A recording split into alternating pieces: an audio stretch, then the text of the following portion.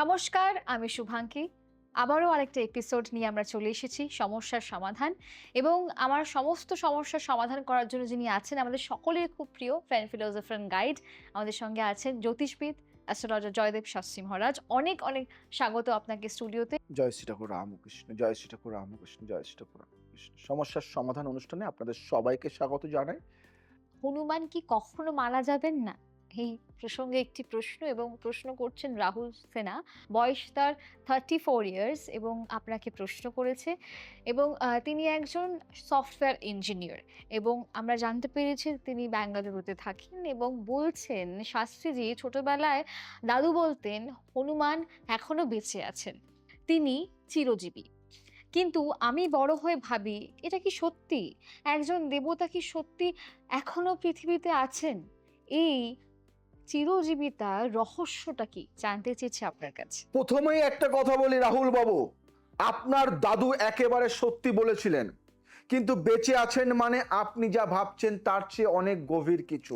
চিরঞ্জীবী মানে শুধু শরীরে বেঁচে থাকা নয়, চিরঞ্জীবী মানে যার শক্তি, প্রভাব ও উপস্থিতি কখনো শেষ হয় না। এই সত্যটা আজ বলবো আমি।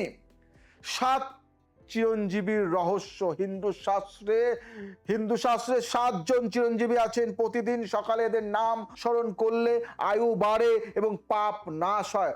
অশ্বত্থামা বলি ব্যাস হনুমানস্য বিভীষণ কৃপং পরশুরামস্য সপ্ততে চিরঞ্জীবিনী।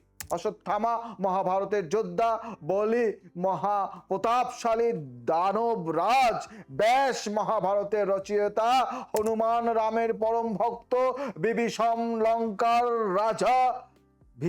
লঙ্কার রাজা, কৃপাচার্য কুরুক্ষেত্রের গুরু, পরশুরাম ভগবান বিষ্ণুর অবতার। কিন্তু এই 7জনের মধ্যে হনুমান সবচেয়ে বিশেষ। কেন?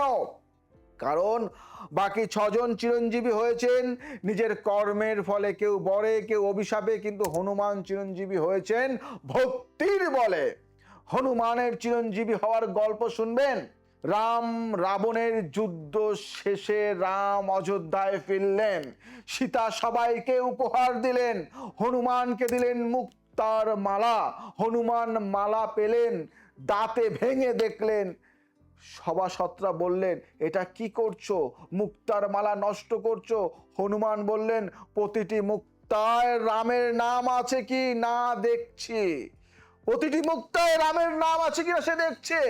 যেখানে রামের নাম নেই সেই মুক্তার কি মূল্য?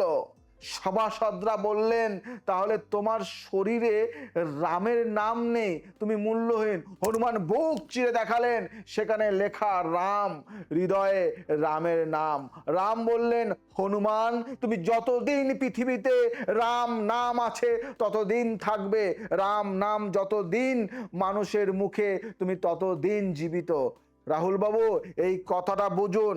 আজও পৃথিবীতে লক্ষ লক্ষ মানুষ হনুমান চালিসা পড়েছেন, জয় বজরংবলী বলছেন, রাম নাম নিচ্ছেন। তার মানে হনুমান আজও জীবিত কোটি কোটি মানুষের হৃদয়ে।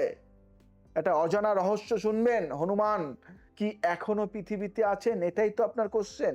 শাস্ত্রে একটা কথা আছে যা অনেকে জানেন না, যেখানে রাম কথা হয়, যেখানেই রাম নাম কীর্তন হয়, হনুমান সেখানে অদৃশ্যভাবে উপস্থিত থাকেন। আমি জানি, এই কথা বলবো আপনাকে, তিনি দেখা দেন না কিন্তু থাকেন। এজন্যই রামায়ণ পাঠের সময় একটা আসন খালি রাখা হয় হনুমানের জন্য। এটা কুসংস্কার নয়, এটা বিশ্বাস, এবং বিশ্বাসের শক্তি হনুমানকে জীবিত রাখে। জ্যোতিষীর আলোয় হনুমান, জানেন হনুমানের কারক গ্রহ মঙ্গল। মঙ্গল হলেন শক্তি, সাহস ও ভক্তির গ্রহ। হনুমান মঙ্গলবারে বিশেষভাবে পূজিত হন। যার কুণ্ডলিতে মঙ্গল দুর্বল তার জন্য হনুমানের সাধনা সবচেয়ে জরুরি। কিন্তু একটা বিশেষ কথা, হনুমান শনির প্রভাবও কমান। শনিদেব একবার হনুমানকে বন্দি করতে চেয়েছিলেন, হনুমান তাকে লেজে জড়িয়ে ঘুরিয়েছিলেন। তারপর থেকে শনি বলেছিলেন, হনুমানের ভক্ত আমি কষ্ট দেব না, হনুমানের ভক্ত আমি কষ্ট দেব না। এজন্যই শনির 7.5তেও হনুমানের সাধনা কার্যকর। তন্ত্রের একটা প্রতিকার বলি, হনুমান চালিসার অলৌকিক শক্তি। প্রতিদিন সকালে হনুমান চালিসা পাঠ করুন। এটা শুধু পাঠ নয়, এটা একটি শক্তিশালী তন্ত্র। 40টি চোপাই মিলিয়ে এই স্রোত একটি সম্পূর্ণ রক্ষা কবচ। মঙ্গলবারের বিশেষ সাধনা, প্রতি মঙ্গলবার সূর্যোদয়ের আগে উঠুন, স্নান করে লাল পোশাক পরুন, হনুমান মন্দিরে সিঁদুর ও চামেলির তেল অর্পণ করুন।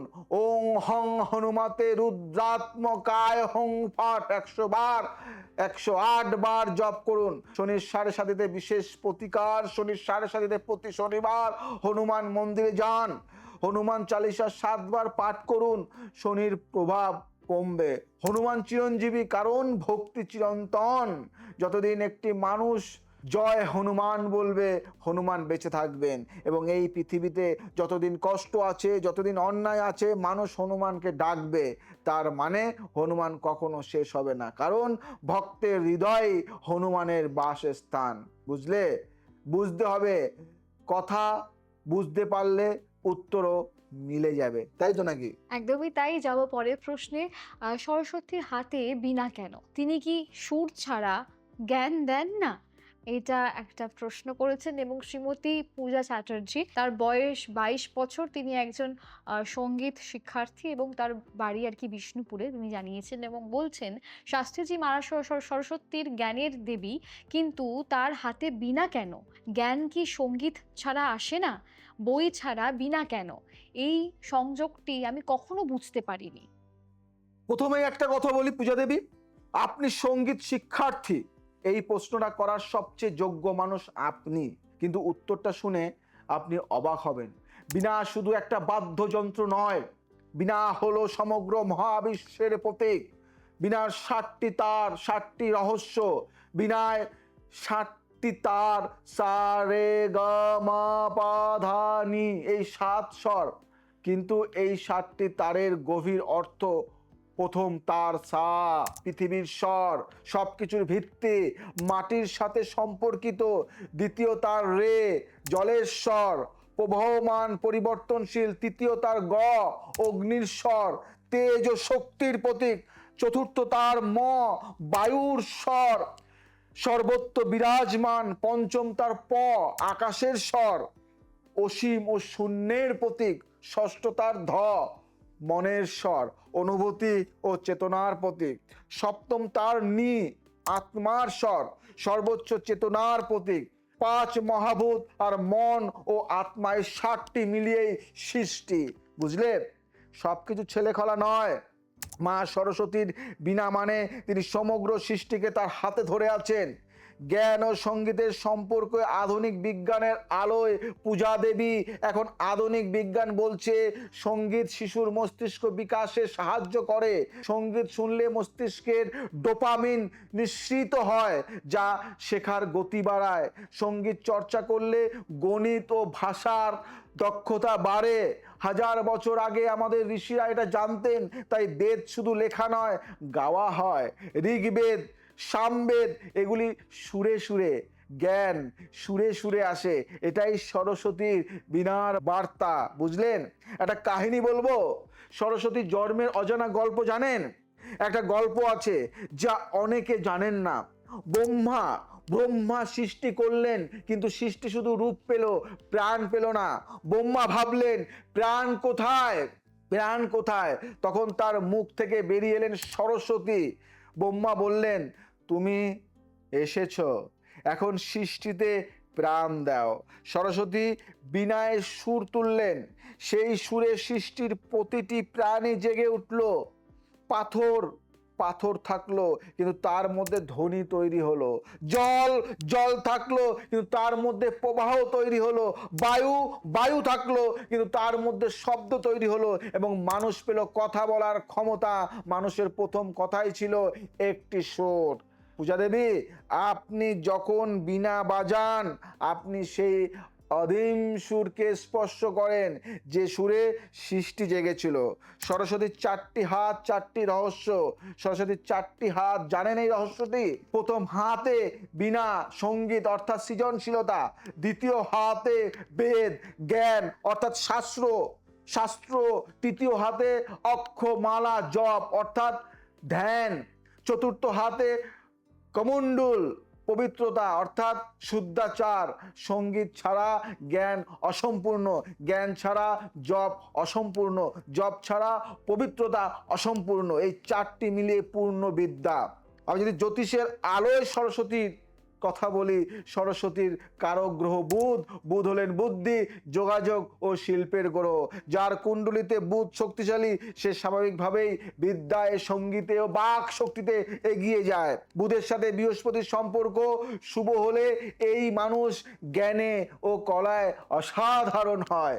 আমি যদি তন্ত্রের প্রতিকার করি বা তন্ত্র দিয়ে যদি বলি সরস্বতী মন্ত্র বিদ্যা লাভের জন্য, ওং ঐং সরস্বত্যে নমঃ প্রতিদিন পড়াশুনোর আগে 108 বার জপ করুন।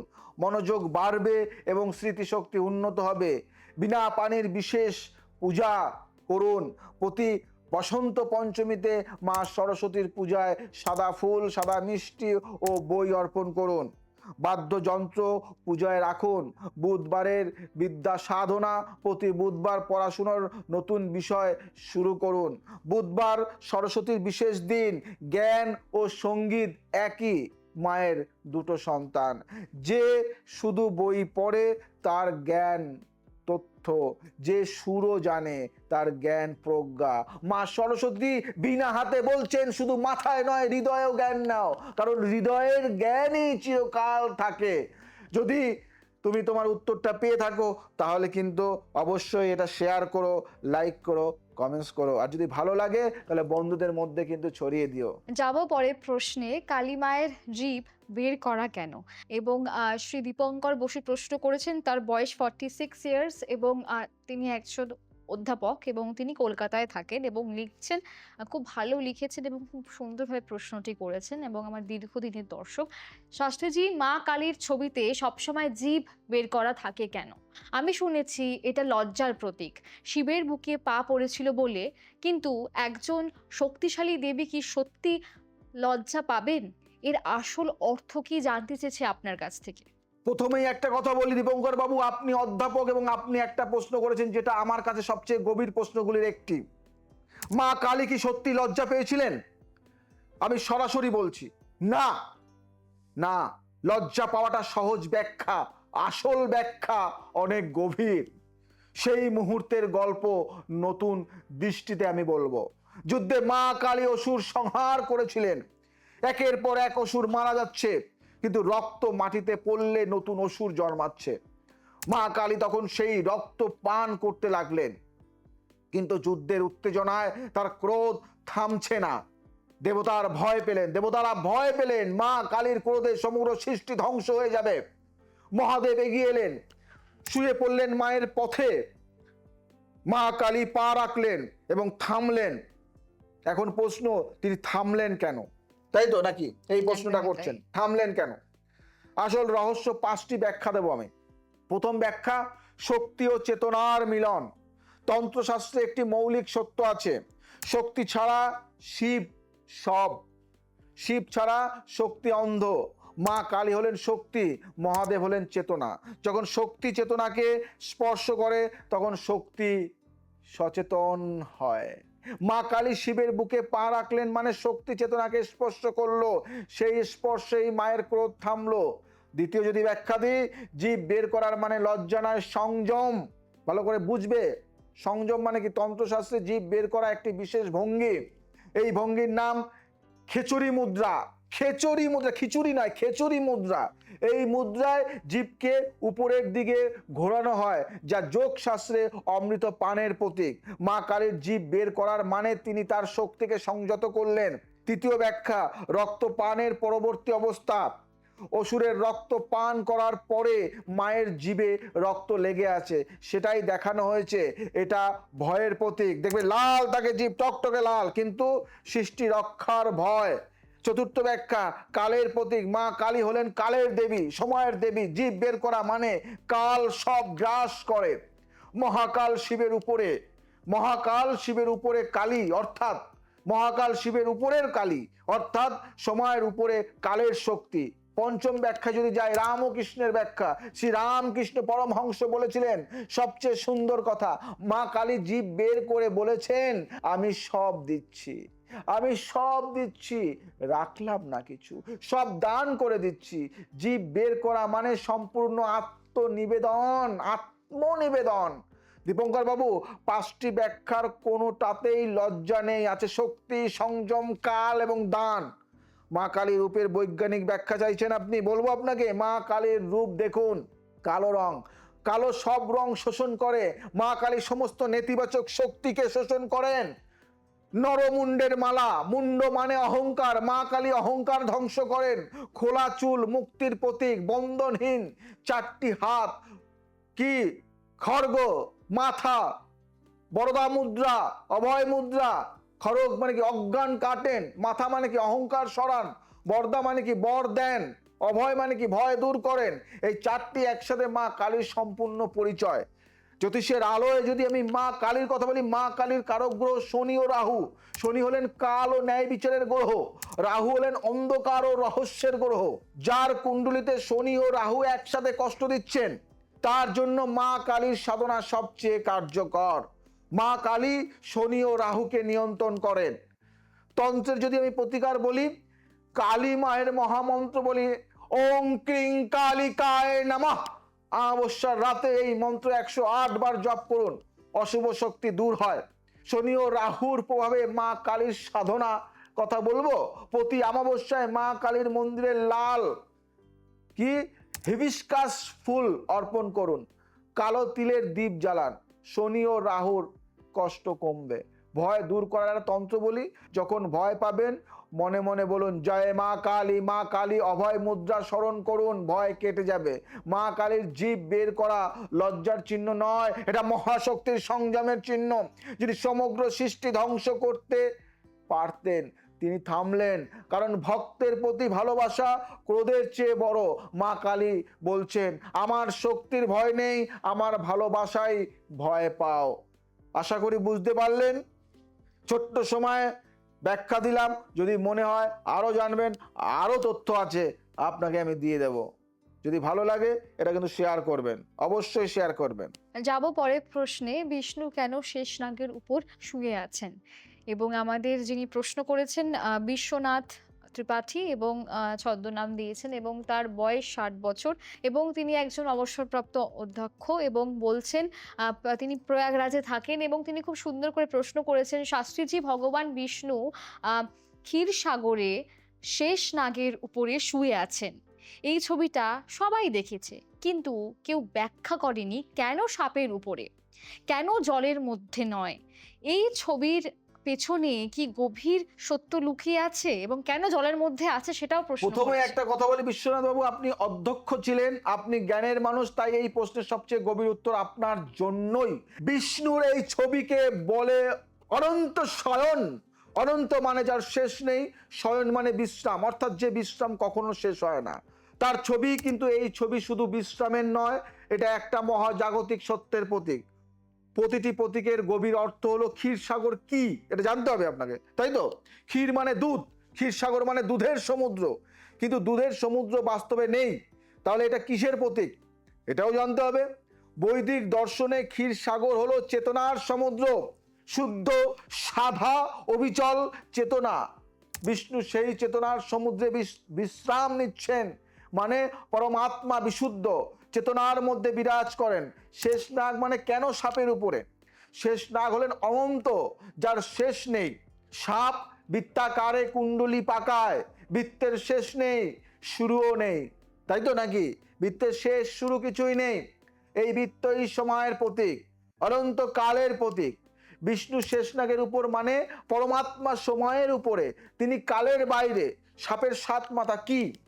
শেষনাগের 7টি মাথা, 7 আকাশ, 7 লোক, 7 গ্রহ। বিষ্ণু 7টি লোকের উপরে বিরাজ করেন। বিষ্ণু শোয়ার ভঙ্গি, বিষ্ণু শুয়ে আছেন কিন্তু ঘুমাচ্ছেন না, তাই তো? শাস্ত্রে এই অবস্থাকেই বলে যোগনিদ্রা। যোগনিদ্রা মানে শরীর ঘুমন্ত কিন্তু চেতনা জাগ্রত। বিষ্ণু যোগনিদ্রায় মানে তিনি বিশ্রাম নিচ্ছেন, কিন্তু সমগ্র সৃষ্টির দিকে তার চেতনা জাগ্রত। লক্ষ্মী পায়ে বসে আছেন কেন, এটাও তো কোশ্চেন। লক্ষ্মী বিষ্ণুর পায়ে বসে সেবা করছেন, এটা নারীর অধীনতার প্রতীক।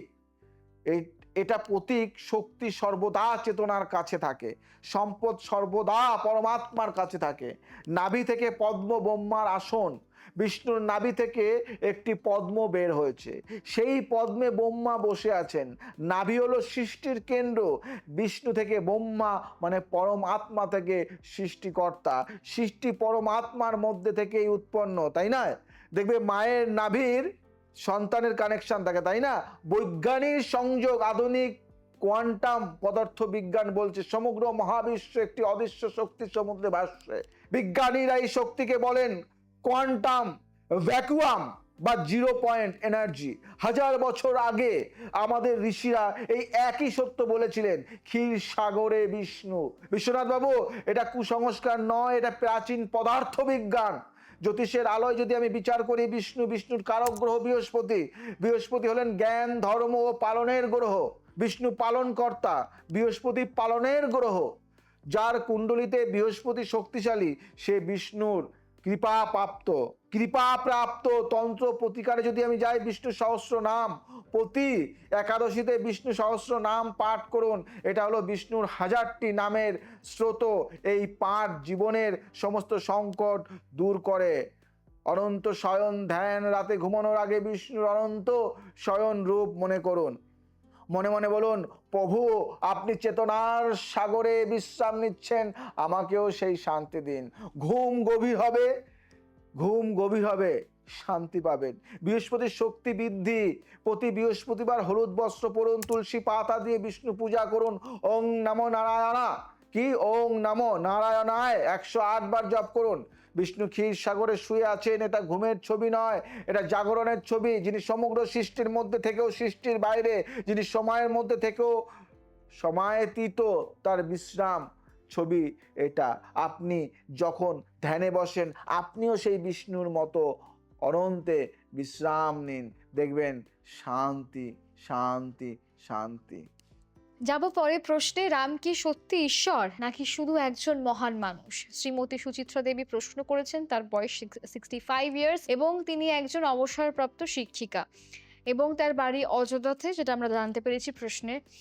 এবং তিনি বলছে, শাস্ত্রীজি আমি সারা জীবন রামের ভক্ত, কিন্তু আমার মনে একটা প্রশ্ন ঘুরছে, রাম কি সত্যি ঈশ্বর ছিলেন? তিনি নিজেও কি জানতেন তিনি ঈশ্বর? কারণ রামায়ণ দেখি তিনি মানুষের মতোই কষ্ট পেয়েছেন, কেঁদেছেন, হারিয়েছেন। ঈশ্বর কি কাঁদেন? আমার খুব ভালো লেগেছে এই প্রশ্নটা। প্রথমে একটা কথা বলি, সুচিত্রা দেবী, আপনার এই প্রশ্নটা শুনে আমার মনে হলো আপনি সত্যিকারের ভক্ত। কারণ অন্ধভক্ত প্রশ্ন করে না, জিজ্ঞাসু ভক্তই সত্যিকারের ভক্ত। ঈশ্বর কি কাঁদেন? এই প্রশ্নের উত্তরে এমন একটা সত্য আছে যা শুনলে আপনার চোখে জল আসবে। রাম কি জানতেন তিনি ঈশ্বর? আপনার প্রশ্নগুলি আমার হৃদয়ে গেঁথেছে। একটা অদ্ভুত ঘটনার কথা আমি বলবো আজকে। রামায়ণে একটা মুহূর্ত আছে যখন হনুমান সীতার সন্ধান নিয়ে ফিরলেন। সেই মুহূর্তে রাম হনুমানকে জড়িয়ে ধরলেন এবং কাঁদলেন। পরমাত্মা কাঁদলেন কেন? কারণ রাম জানতেন তিনি ঈশ্বর, কিন্তু তিনি মানুষ হিসেবেই জীবন যাপন করেছিলেন। এটাই অবতারের রহস্য। অবতার মানে কি এটাও জানতে হবে। আমি যদি ব্যাখ্যা দিই, অবতার মানে অবতরণ, উপর থেকে নিচে আসা। বিষ্ণু সর্বোচ্চ চেতনায় থেকে মানুষের মধ্যে নেমে আসেন। কিন্তু কেন, ওয়াই? শ্রীমৎ ভাগবতে উত্তর আছে, ঈশ্বর যদি সর্বশক্তিমান রূপে পৃথিবীতে আসেন, মানুষ ভয় পাবে, শিখবে না। ঈশ্বর যদি মানুষের মতো আসেন, মানুষ শিখবে।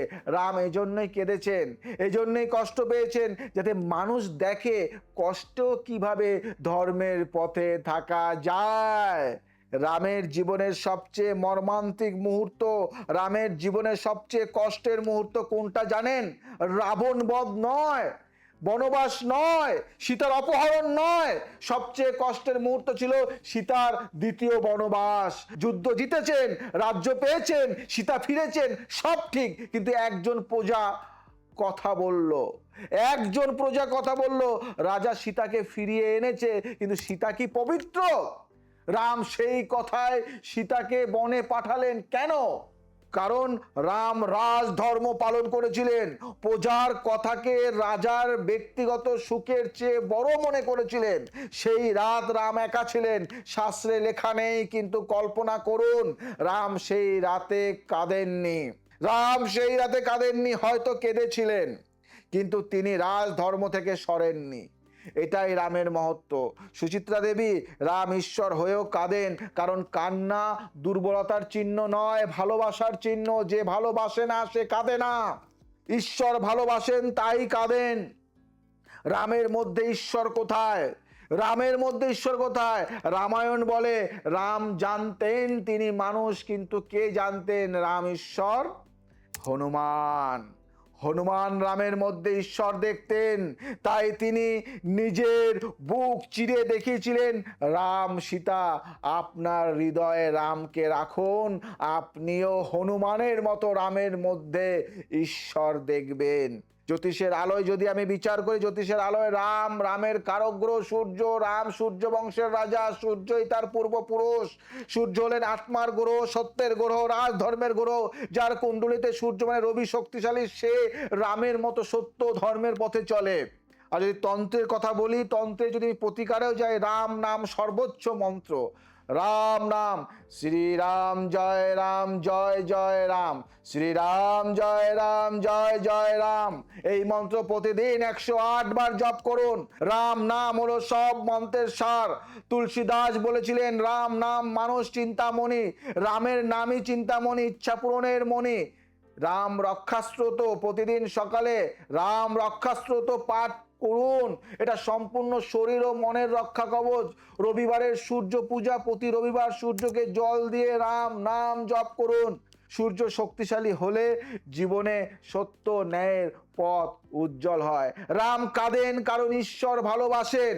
রাম কাঁদেন কারণ ঈশ্বর ভালোবাসেন। রাম কষ্ট পান কারণ ঈশ্বর অনুভব করেন। রাম ধর্মের পথ ছাড়েন না কারণ ঈশ্বর সত্যের প্রতীক। প্রশ্ন নয় রাম কি ঈশ্বর, প্রশ্ন হওয়া উচিত আমি কি রামের মতো হতে পারবো, সেই চেষ্টাতেই ঈশ্বরত্ব। সব সময় শুধু নেগেটিভ কোশ্চেন, নেগেটিভ প্রশ্ন ভালো লাগে না। নিজেকে তৈরি করতে হবে, নিজেকে জানতে হবে। আপনারা যে প্রশ্ন করেছেন আমি খুশি, কিন্তু আগে নিজেকে তৈরি করতে হবে, জানতে হবে, সত্য জানাটা দরকার। ভুলভাল ব্যাখ্যা জেনে মানুষ কত পিছিয়ে পড়ছে। আমি সমস্ত মানুষকে শ্রদ্ধা করি, ভালোবাসি এবং সবাইকে একটা কথা বলি, জয়দেব শাস্ত্রীর কাছে সমস্ত প্রশ্নের উত্তর আছে। আমি সব জানতা হনুমান নই, আমি সব জানতা মানুষ আমি নই। আমি বলি না আমি সেই হনুমান, আমি সেই মানুষ যে অনন্ত শক্তিশালী হয়ে সূর্যকে তার হাতের মুঠোয় রাখার ক্ষমতা রাখে। সে নিজেকে শক্তিশালী মনে করে না, সেও রাম নাম জপ করে। এটাই তো বোঝার কথা, এটাই তো ব্যাখ্যা। এর থেকে বড় ব্যাখ্যা কিছু আছে?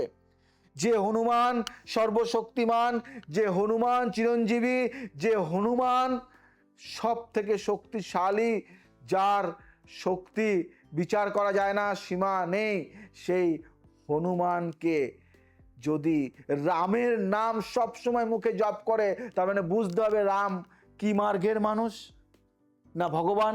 তাই তো, এই তো তোমার সব প্রশ্নের উত্তর পেয়ে গেছো। আশা করি যদি ভালো লাগে তাহলে কিন্তু শেয়ার করো, লাইক করো, কমেন্ট করো। আর সবাইকে বলি,